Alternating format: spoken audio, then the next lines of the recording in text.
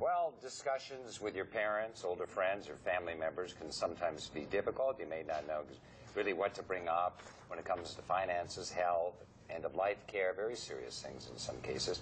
Well, now there's a resource to help, and joining me now to tell us more all about it is Home Instead Senior Care in Gulfport, Mary.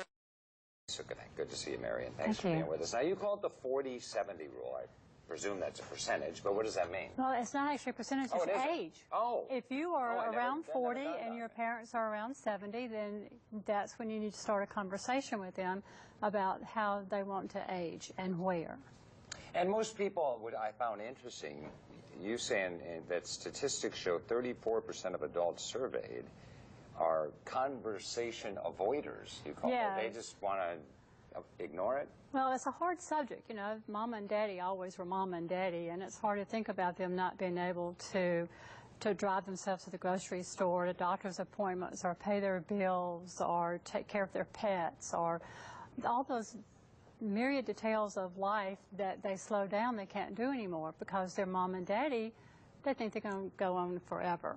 And you really need to have that conversation with them before a crisis, before decline starts, so that all of you already know what they want. You know, as I listen to you, I think a good analogy is hurricane preparation, if you don't mind me saying that. No. Because you don't want to wait until that storm is upon you. You want to make sure you're prepared and you have all your ducks in a row. Exactly. You know, all your very important papers and everything else. How many people do you think really take this seriously and do some meaningful planning beforehand?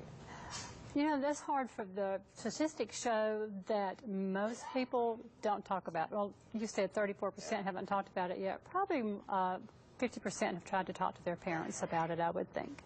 And it must bring a level of comfort to actually talk about it, even though it's difficult to talk about it, because then once you do have everything taken care of, there's got to be a nice sigh kind of relief. And knowing, sometimes parents don't want to talk about it either, but sometimes they're relieved when a child says, what do you want to do as you age? Do you want to stay here at home with some help as you can't do things for yourself? What do you want me to do to help you as you get older? And keep that light.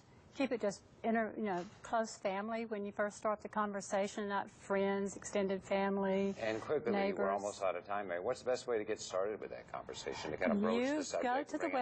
Go to the website. I think it's listed on there. So 4070talk.com. There are all kinds of ideas for having a talk with each other.